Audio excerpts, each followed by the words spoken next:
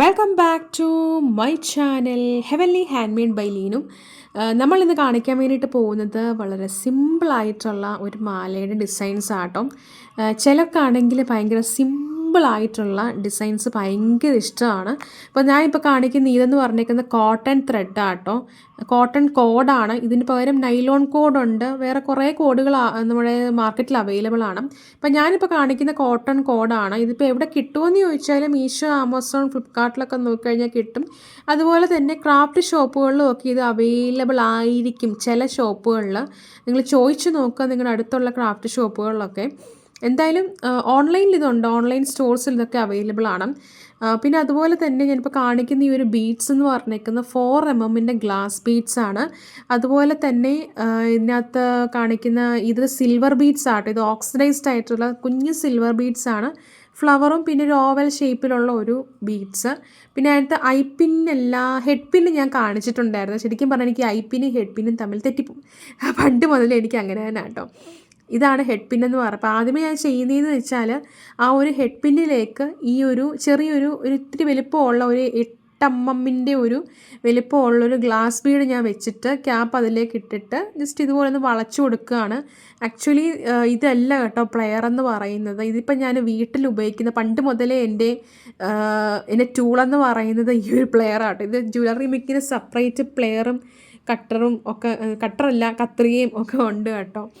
അത് നിങ്ങൾ ക്രാഫ്റ്റ് ഷോപ്പിൽ ചോദിച്ചു കഴിഞ്ഞാൽ അവരത് കാണിച്ചു തരും. ഞാനിപ്പോൾ പണ്ട് മുതൽ ഇതിങ്ങനെ യൂസ് ചെയ്ത് ഇതിൻ്റെ കൈക്ക് വഴക്കമായി. അതുകൊണ്ടാണ് ഇനി അത് മാറ്റണം. ഞാൻ കുറേ നാളായിട്ട് വീഡിയോസൊക്കെ കാണുന്നവർക്കറിയാം മാറ്റണം എന്ന് പറയുന്നുണ്ടെങ്കിൽ ഇതുവരെ ഞാനത് മാറ്റിയിട്ടില്ല.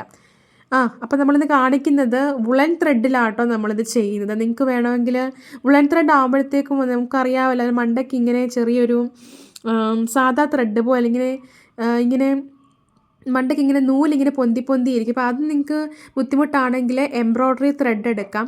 അതാകുമ്പോൾ കറക്റ്റായിട്ടാണ് എംബ്രോയ്ഡറി ത്രെഡ് ഇരിക്കുന്നത്. അതിപ്പോൾ തന്നെ ബ്ലാക്ക് തന്നെ എടുക്കണമെന്നൊന്നുമില്ല. പിന്നെ ബ്ലാക്ക് ആകുമ്പോഴത്തേക്കും എല്ലാത്തിൻ്റെ കൂടെ പോകുമെന്നുള്ള രീതിയിലാണ്. എല്ലാ ഡ്രസ്സിൻ്റെ കൂടെയും ബ്ലാക്ക് ചേരുമല്ലോ, അപ്പോൾ അതുകൊണ്ടാണ് ഞാൻ ബ്ലാക്ക് തന്നെ എടുക്കുന്നത്. പിന്നെ എൻ്റെ കയ്യിൽ ബ്ലാക്ക് ബീഡ്സ് മാത്രമേ ഉള്ളൂ കേട്ടോ, അതുകൊണ്ട് ത്രെഡും അതേ ഉള്ളൂ. ഇനി വേറെയൊക്കെ ഇനി വാങ്ങിക്കണം ഇനി.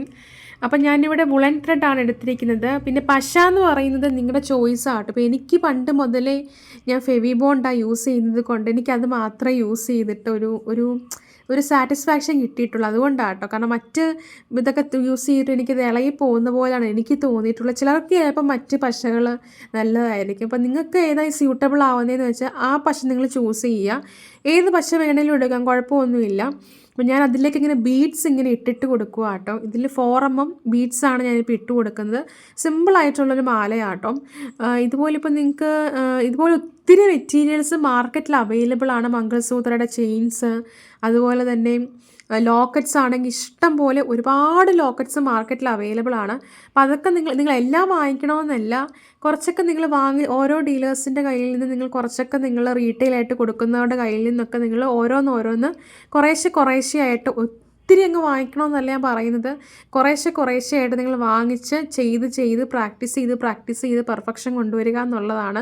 കാരണം ഞാൻ അങ്ങനെ ആയിരുന്നു. കാരണം ആദ്യമൊന്നും എനിക്കും അറിയത്തില്ലായിരുന്നു എവിടുന്ന് മെറ്റീരിയൽ എടുക്കണമെന്നോ ഒന്നും. പിന്നെ ഞാനിങ്ങനെ ഓരോരുത്തരെ കോണ്ടാക്ട്, നമ്മൾ ഒരേ ആളെ തന്നെ എപ്പോഴും നമ്മൾ കോൺസെൻട്രേറ്റ് ചെയ്യരുത്.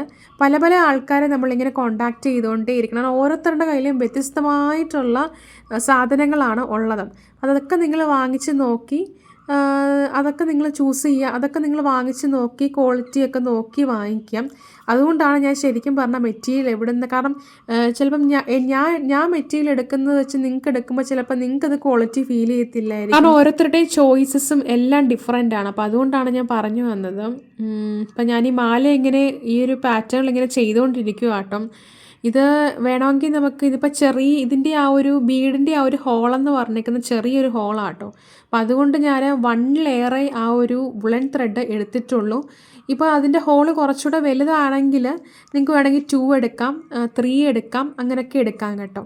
ഇല്ലെങ്കിൽ നിങ്ങൾക്ക് വുളൻ ത്രെഡ് കുറച്ചുകൂടെ ഒന്ന്, ഞാൻ എൻ്റെ ഒരു എക്സ്പീരിയൻസ് പറയാം കേട്ടോ. ഞാൻ ആദ്യമായിട്ട് സെല്ല് ചെയ്യാൻ തുടങ്ങിയത് വുളൻ ത്രെഡിലുണ്ടാക്കിയ ആംഗ്ലെറ്റ് ആട്ടോ. അതെത്രയെന്ന് വെച്ചാൽ അന്ന് എൻ്റെ കയ്യിലുണ്ടായിരുന്ന ബീഡ്സ് വെച്ചിട്ടാണ് ഞാൻ ആ ആംഗ്ലെറ്റ് ചെയ്തത്. അത് പക്ഷേ കുറച്ച് പേർക്കൊക്കെ ഇത് കണ്ടിട്ട് ഇഷ്ടപ്പെട്ടു. പക്ഷെ അവരാരും ഒരു റെഗുലർ കസ്റ്റമേഴ്സ് ഒന്നും അല്ല ഇപ്പോൾ. പക്ഷെ അന്ന് ആദ്യമായിട്ട് എന്നെ സപ്പോർട്ട് ചെയ്തത് സ്ട്രേഞ്ചേഴ്സ് ആയിട്ടുള്ള ആൾക്കാരായിരുന്നു. അപ്പം അതെനിക്ക് അപ്പം അത് ഞാൻ ഒരുപാടെടുത്ത് പറയുന്നത് കേട്ടിട്ടുണ്ട്. നമ്മളിപ്പോൾ ഏതൊരു കാര്യം സ്റ്റാർട്ട് ചെയ്യുവാണെങ്കിലും നമ്മളെ ആദ്യം സപ്പോർട്ട് ചെയ്യുന്നത് ചിലപ്പം സ്ട്രേഞ്ചേഴ്സ് ആയിരിക്കും എന്നുള്ളതും. അതുപോലെ തന്നെ നമ്മൾ ചിലപ്പോൾ ചിലപ്പോൾ എല്ലാവരും പിന്നെ ഓരോരുത്തരുടെ രീതികൾ മാറുന്നതനുസരിച്ച് ഓരോരുത്തരുടെ ചോയ്സുകളും ഇഷ്ടങ്ങളും പ്രയോറിറ്റീസും എല്ലാം ഇങ്ങനെ മാറിക്കൊണ്ടേയിരിക്കും. പക്ഷേ എന്നാലും നമ്മളെ മനസ്സിലാക്കുന്ന കുറച്ചെങ്കിലും ആൾക്കാർ ആദ്യം മുതലേ തന്നെ നമ്മളെ സപ്പോർട്ട് ചെയ്യുന്നവരും കാണും. അപ്പം നമ്മൾ മാല ഇത്രയും ഒരു സൈഡ് ഉണ്ടാക്കി കഴിഞ്ഞു, ആ ഒരു ചെറിയ ലോക്കറ്റ് ഇട്ട് കഴിഞ്ഞു. പിന്നെ നമ്മൾ വീണ്ടും ആ അപ്പുറത്തെ എത്ര ബീഡ്സ് ഇട്ടോ അത്രയും ബീഡ്സ് ഇട്ട് ഇവിടെ നമ്മൾ സെറ്റിൽ ചെയ്യാൻ വേണ്ടിയിട്ട് കംപ്ലീറ്റ് ആക്കാൻ വേണ്ടിയിട്ട് പോവുകയാണേ. അപ്പം ഈ ഒരു ബീഡ് ക്യാപ്പ് ആണെങ്കിൽ ഈ ഒരുപാട് ഇത് ഞാൻ പണ്ട് വാങ്ങിച്ചൊരു ബീഡ് ക്യാപ്പാട്ടെ. കാരണം ഞാൻ കുറേ മെറ്റീരിയൽസ് ഇങ്ങനെ വാങ്ങിച്ച് വെക്കും, പക്ഷേ അതിങ്ങനെ പതുക്കെ പതുക്കെ ആയിരിക്കും നമ്മൾ ഓരോന്ന് ഇങ്ങനെ എടുക്കുന്നത്. അപ്പോൾ ഇത് ഞാൻ ശരിക്കും പറഞ്ഞാൽ ഒരു ഡിസൈൻ ഞാനിങ്ങനെ സിമിലർ അല്ല, ജസ്റ്റ് ഇതുപോലത്തെ ഒരു പാറ്റേൺ ഞാനിങ്ങനെ എവിടെയോ ആരോ ഇട്ടിരിക്കുന്നത് കണ്ടായിരുന്നു. അപ്പം ഞാനിങ്ങനെ ജസ്റ്റ് ഒന്ന് ഉണ്ടാക്കാമെന്ന് വിചാരിച്ച് ജസ്റ്റ് ഒന്ന് ഉണ്ടാക്കി നോക്കിയതാട്ടോ. പിന്നെ ഞാനിപ്പോൾ പഠിപ്പിക്കുകയല്ല, ഇപ്പോൾ കാണിക്കുന്നത് വെച്ചാൽ വളരെ സിമ്പിളായിട്ട് ത്രെഡിലൊക്കെ ചെയ്യാൻ പറ്റുന്ന കുറച്ച് മാലകളുടെ പാറ്റേൺസ് ആട്ടോ കാണിക്കുന്നത്.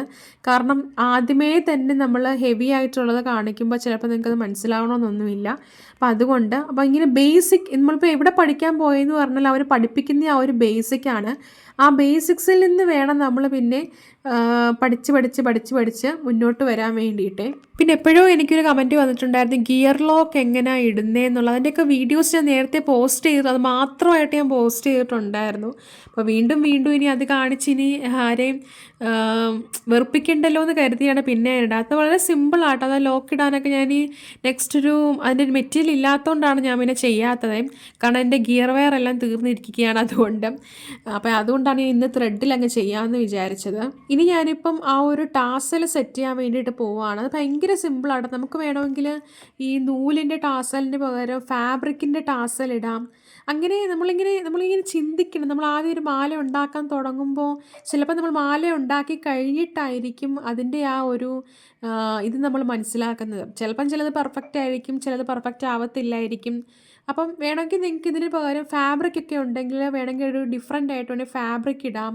അതുപോലെ തന്നെ ത്രെഡുകളൊക്കെ ആണെങ്കിൽ പല ടൈപ്പിലുള്ള എംബ്രോയ്ഡറി ത്രെഡ്സ്, അതുപോലെ ത്രെഡ് തന്നെ ഇഷ്ടം പോലെ ഉണ്ട്. മീൻസ് സിൽക്കിൻ്റെ ത്രെഡ് ആകുമ്പോഴത്തേക്കും കുറച്ച് പണിയാണ്. കാരണം അതിങ്ങനെ ചുറ്റി വരുമ്പോഴത്തേക്കും ഒരു ടൈം എടുക്കും. അത്രയ്ക്ക് ക്ഷമ വേണം സിൽക്കിൻ്റെ ചെയ്യാൻ വേണ്ടിയിട്ട്.